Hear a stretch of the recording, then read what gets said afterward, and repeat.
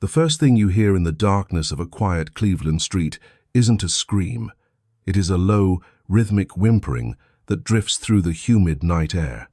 It is the sound of a 16-month-old girl named Jalen.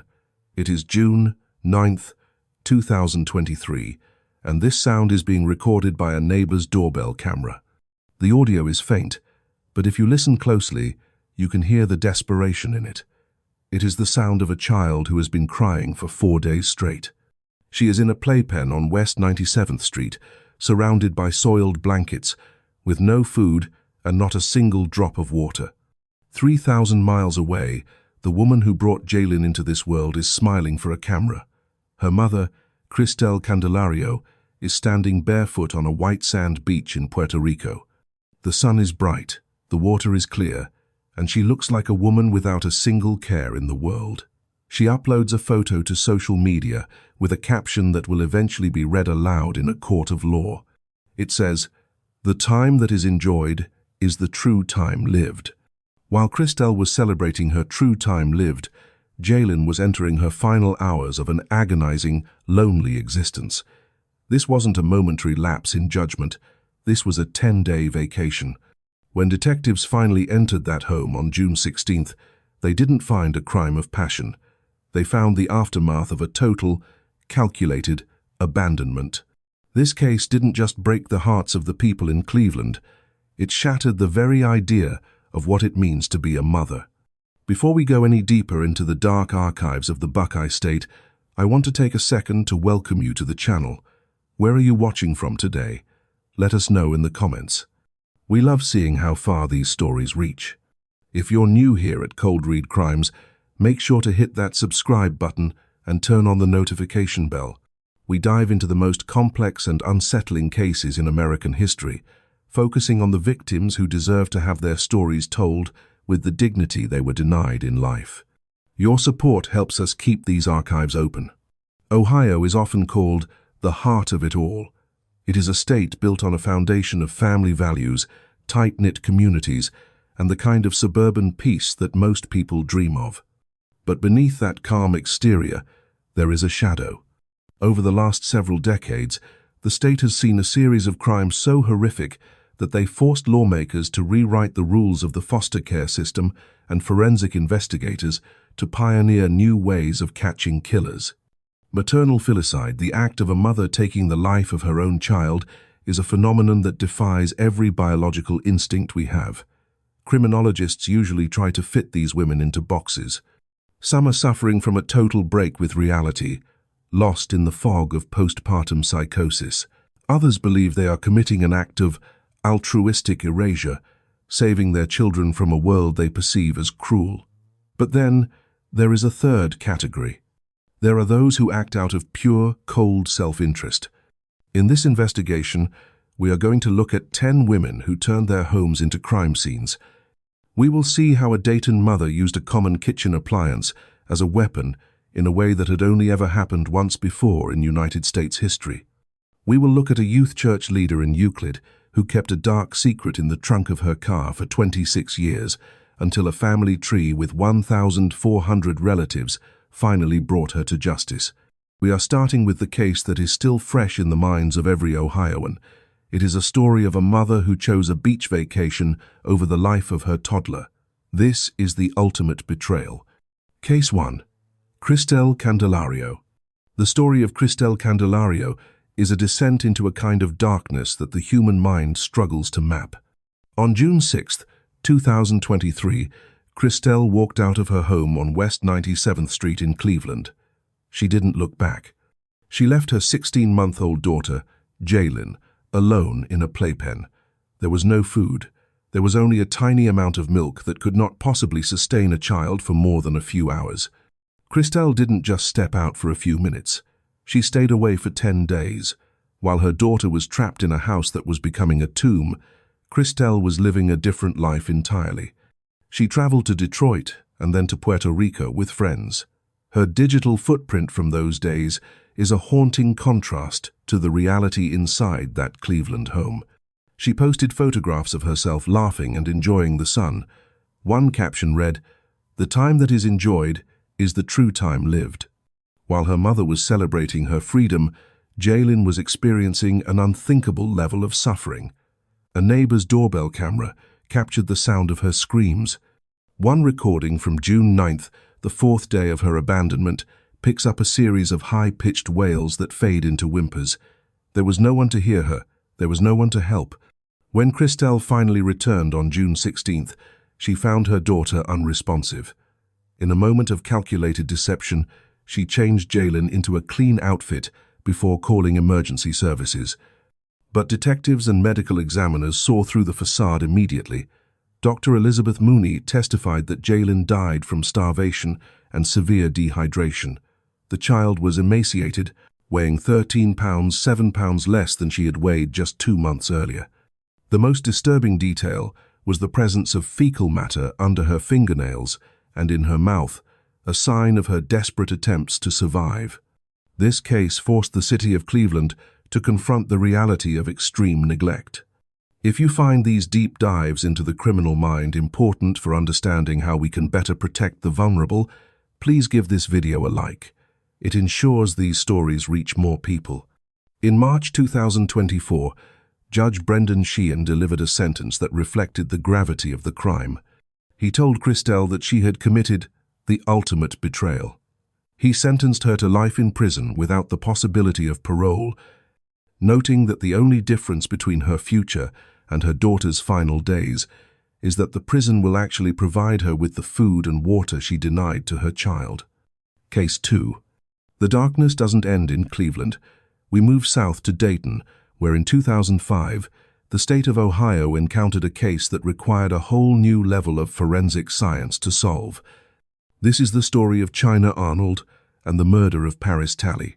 On August 30th, 2005, a 28-day-old infant named Paris was brought to a hospital.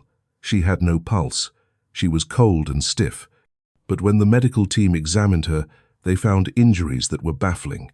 She had severe burns, but they were not caused by hot water or fire.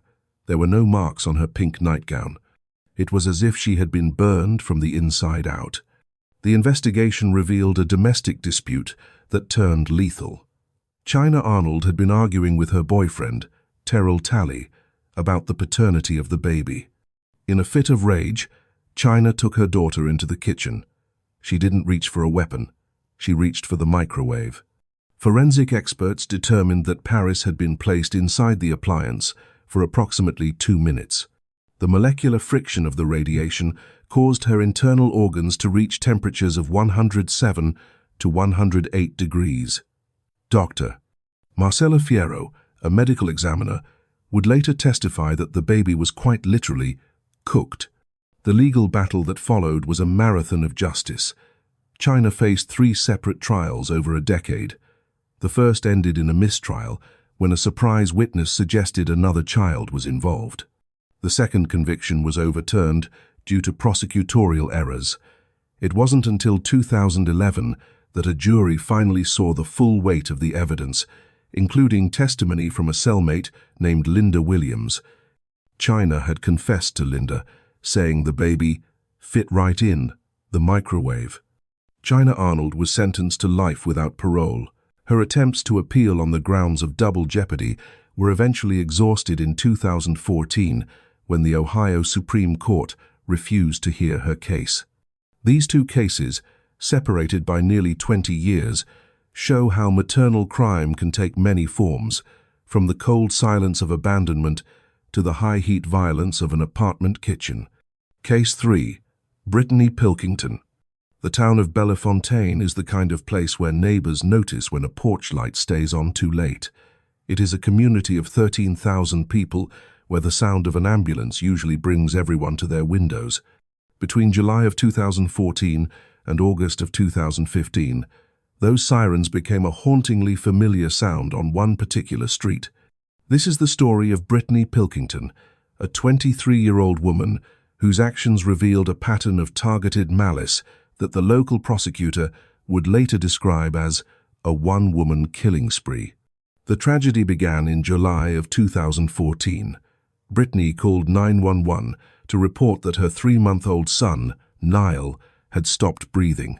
At the time, authorities treated it as a tragic instance of sudden infant death syndrome. The community rallied around the grieving mother, offering their prayers and support. Less than a year later, in April of 2015, another call came from the same residence. This time, it was 4-year-old Gavin. Like his brother before him, he was found unresponsive. The sudden death of 2 children in such a short window raised massive red flags for investigators. Without concrete evidence of foul play, the cases remained under intense scrutiny rather than immediate prosecution. The situation reached a breaking point in August of 2015. Just 6 days after the authorities had returned her infant daughter and her newborn son, Noah, to the home, following a period of protective custody, Brittany made a third call. 3-month-old Noah was dead. These narratives are a difficult but necessary look at the reality of justice. If you appreciate the way we handle these sensitive archives, please give this video a like. It tells the algorithm that these victims' stories deserve to be seen. The pattern was too specific for the Bellefontaine police to ignore. During a 10-hour interrogation, the mask finally slipped. Brittany confessed to the unthinkable. She admitted to using blankets to smother all 3 of her sons. When detectives asked why she had spared her daughter but targeted her boys, her answer sent a shiver through the room. She claimed she killed her sons because her husband, Joseph Pilkington, paid more attention to them than he did to her or their daughter. She was jealous of the affection her own children received from their father. She told the police that she wanted her husband to feel the pain of losing them. The background of this case is as layered as it is disturbing. Brittany had married Joseph when she was just 18, but their relationship began when she was much younger. He was her mother's former boyfriend and had been a father figure in her life since she was a preteen. The defense team leaned heavily into this history of grooming and trauma. They presented evidence from a medical scan that identified Brittany had significant brain damage. This damage was linked to childhood lead poisoning and years of physical and sexual abuse that had gone entirely unchecked by social service agencies. Despite the horrific nature of the crimes, the legal resolution was complex. Prosecutors initially sought the death penalty. A state expert eventually advised that the death penalty was not appropriate due to Brittany's mental defects. To reach a final resolution, Brittany entered a plea agreement in 2019. She pleaded guilty to 2 counts of murder and 1 count of involuntary manslaughter. During the sentencing, the courtroom was filled with the heavy weight of 3 lost lives. The judge ordered her sentences to run back to back. He sentenced her to 37 years in prison. We are nearly halfway through these accounts of the most notorious mothers in the Buckeye State. Which case has stayed with you the most so far? Share your thoughts below. I make it a point to read every single comment you leave. Brittany Pilkington remains incarcerated at the Ohio Reformatory for Women. Her attorney described her as irreparably damaged, stating she is actually safer living a life behind bars than she ever was on the outside. Her case stands as a grim example of how a desire for attention can outweigh the most basic human instinct to protect one's young. As we leave the tragedy of Bellefontaine, we move toward Northeast Ohio. We find a case where a secret was kept hidden in a car trunk for 26 years. It is a story that proves the past always finds a way to the surface. Case 4. Gail Eastwood Richie. In the city of Euclid, Gail Eastwood Richie was a woman who seemed to embody the very best of Ohio values. For over 25 years, she was known as a dedicated wife, a mother of 3 successful adult children, and a respected youth leader at her local church. Her neighbors saw her as a pillar of the community, someone you could trust with your children and your secrets. But Gail was carrying a secret of her own that was so dark it would eventually redefine the history of cold cases in the Buckeye State. The story begins on a snowy morning in March 1993. Newspaper carriers were driving along a quiet, wooded stretch of Sidley Road in Thompson Township, located in Geauga County. As they moved along their route, they spotted a discarded trash bag in the brush. When they looked closer, they discovered the small, lifeless body of a newborn boy. The infant had been mauled by animals and dragged toward the roadway. There was no note, no clothing, and no clues as to who he was or where he came from. The Geauga County community was heartbroken. They refused to let this child be forgotten. They raised money for a funeral, bought him a tiny casket, and gave him a headstone that read, "Geauga's Child." For 26 years, residents left flowers and toys at that grave, wondering what kind of person could leave a helpless infant in the woods to be torn apart by wildlife. For over 2 decades, the case of Geauga's Child remained a mystery. That changed in 2019 when detectives turned to the emerging field of forensic genetic genealogy. This is the same technology used to identify the Golden State Killer. Investigators submitted DNA from the infant to public genealogical databases and began the painstaking process of building a massive family tree. After mapping out more than 1,400 relatives, the branches of that tree led them directly to a house in Euclid. They found Gail Eastwood Richie. When detectives first knocked on her door in June 2019, Gail appeared calm. As they began to ask questions about 1993, the mask of the church youth leader began to crumble. She eventually admitted that the baby was hers. At the time of the birth, she was working as a nanny for a family in Shaker Heights. She claimed she didn't even realize she was pregnant until she sat down on a toilet and gave birth. She told police she was terrified of her strict father and felt she had no choice but to hide the baby. Nobody knew that you were pregnant? Nobody knew I was pregnant. You've never told anybody about it? Never told anyone about it. Your intention is, no matter what, you are going to keep this baby. I didn't know what to do. I don't know if I ever had a plan or what I was going to do, or I don't remember. The baby was born alive. I don't remember. I don't recall it ever crying. Okay. But it's not like it was stillborn or anything. I mean, the coroner's report shows that it actually was breathed. Okay. I was scared just because we weren't married. Gail admitted to placing the newborn in a trash bag and putting that bag in the trunk of her car. For several days, she went about her normal life with the infant's body in her vehicle. The most haunting detail of her confession involved a church retreat. Just days after the birth, Gail drove a group of young girls from her church to a weekend getaway. While the girls were participating in their activities, Gail snuck away into the woods of Geauga County, removed the bag from her trunk, and tossed it into the brush. She then returned to the group and continued her role as their spiritual mentor. This case shows that time does not erase a crime, and science is now capable of bringing the most hidden secrets to light. If you believe in the power of modern forensics to bring justice to the forgotten, please hit the like button. It helps us keep documenting these incredible breakthroughs. As the detectives continued their interview, Gail dropped a second bombshell that the public never saw coming. She admitted that she had done the exact same thing once before. In 1991, 2 years before the birth of Geauga's child, she gave birth to another infant and left the body in a field in Cuyahoga County. This admission turned a tragic mistake into a calculated pattern of behavior. During her trial in 2022, her defense team argued that the baby in 1993 had been stillborn. They portrayed her as a scared, isolated young woman who had lived an exemplary life in the 30 years since. The prosecution countered with the autopsy results from 1993, which proved the infant had drawn breath after birth. They argued she had treated her own son like a piece of garbage.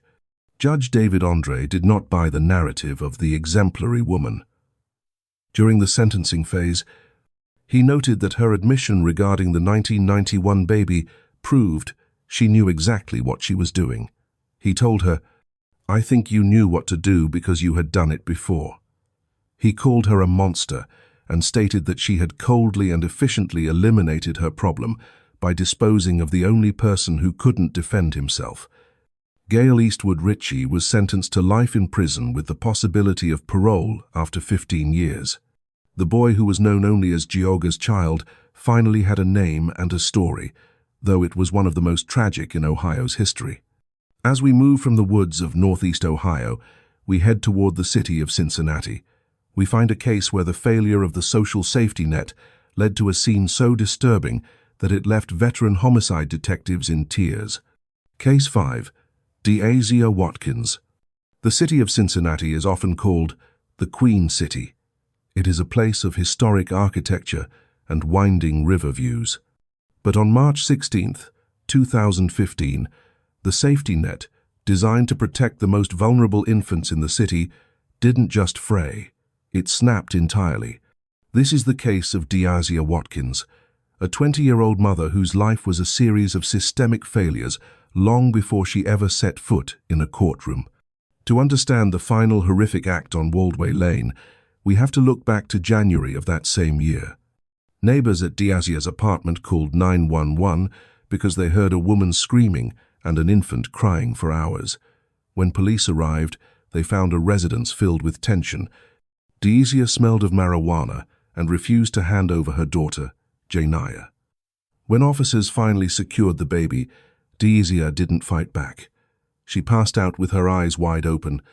Her boyfriend told the police she had been acting crazy lately. He said she was talking about demons. This was not a secret kept in the shadows. The system was fully aware. Doctors diagnosed Deasia with postpartum psychosis. This is a severe mental health crisis that involves a total break from reality. A juvenile court judge took immediate action. She ruled that there was an imminent risk of harm and placed the baby in the custody of Hamilton County Job and Family Services. Where are you watching from today? Have you ever seen a situation where the authorities were involved but still couldn't prevent a tragedy? Let us know in the comments. The court order was clear. The baby was placed in the temporary care of an aunt. Deasia was permitted no unsupervised contact with her daughter. She was supposed to be taking medication to keep the voices and the delusions at bay. Social workers checked on the child numerous times. On the surface, the plan seemed to be working, but there was a massive blind spot in the reporting. Detectives later discovered that Deasia had moved into the aunt's home 1 week before the end. The social workers, who were tasked with the child's safety, had no idea the mother was living under the same roof. On the morning of March 16th, the police returned to that house in College Hill. What they found is a scene that forced veteran homicide detectives to look away. Janiyah was found on a kitchen counter. She had been stabbed multiple times with a large chef's knife. In a detail that shows the fragmented, terrifying logic of psychosis, the knife had been placed into the infant's tiny hand. Deasia later told detectives she did this because she wanted people to think the baby had committed the act. Deasia was found in a nearby bed, covered in blood. She was lost in a mental fog so thick that she was initially found incompetent to stand trial. She was moved to a high-security behavioral health care facility in Columbus. We are entering the final stretch of these accounts. Which of these stories has shocked you the most so far? Drop a comment below. I make it a point to read every single one. Also, sharing this video is the best way to support the channel and ensure these victims are never forgotten. It took months of intensive treatment for Deasia to reach what doctors called remission. By February 2017, she was finally capable of facing the legal consequences of that morning in Cincinnati. Her attorneys argued that she was a product of the very system that failed her. Her own childhood records were hundreds of pages long, stretching back to 1998. She had been taken from her own mother at age 3 due to neglect. Between the ages of 3 and 15, Deasia bounced between at least 4 different families. A therapist noted when she was only 11 years old that she was already showing signs of severe grief and abandonment issues. During the sentencing phase, the prosecution and the defense agreed that her mental illness was a primary factor. Yet, the state argued that the level of violence required a life sentence. Deasia pleaded guilty to murder. She told the judge through her tears that she loved her daughter very much. Judge Charles Kubicki sentenced her to 15 years to life in prison. As of early 2026, Deasia Watkins remains incarcerated at the Ohio Reformatory for Women. Her first parole hearing is scheduled for January 2030. This case remains a haunting example of the thin line between a mental health crisis and a criminal act. It forced the city of Cincinnati to look at how social services monitor high-risk placements. Jania's death led to calls for more frequent and unannounced welfare checks, but for many, the changes came too late. We now head north to Toledo, where another mother used a box in a garage to hide a secret that the whole city was trying to find. Case 6. Angela Steinfurth. In the summer of 2013, the streets of East Toledo were transformed. Trees, porch lights, and mailboxes were wrapped in miles of bright pink ribbon. Pink was the favorite color of 18-month-old Elena Steinfurth, a joyful little girl with red hair and a smile that could stop traffic. For 3 long months, the entire city held its breath, hoping that the toddler who vanished from a house on Federal Street would be found safe.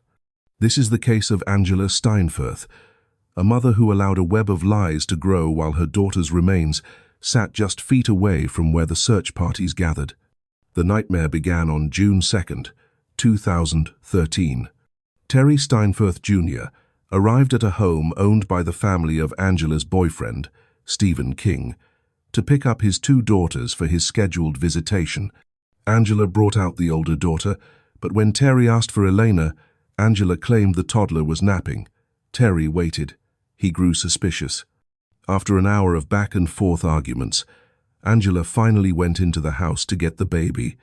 She came running back out, screaming and crying, claiming that Elena was gone. She suggested that someone must have snatched the toddler through an open window while she wasn't looking. The response was massive. The Federal Bureau of Investigation joined local police, dive teams scoured the Mormay River, and sonar was used to check the bottom of nearby lakes. Volunteers spent their weekends walking through high grass and abandoned buildings. Angela appeared on local news stations, tearfully pleading for her daughter's return. She even sat for interviews where she blamed her estranged husband, suggesting he had something to do with the disappearance. As the weeks turned into months, the narrative Angela provided began to crumble. Detectives noted that her emotions seemed performative. Her story about the open window didn't match the physical evidence at the scene.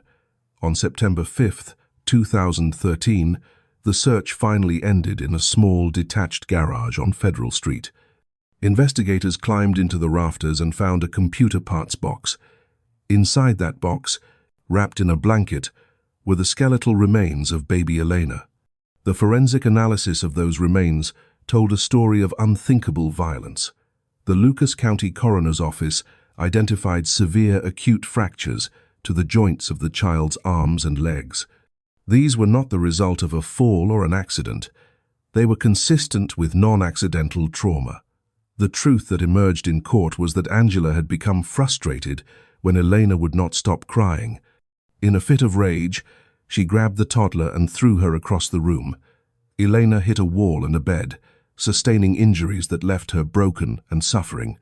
We often look for monsters in the woods, but sometimes they are the ones tucking us into bed.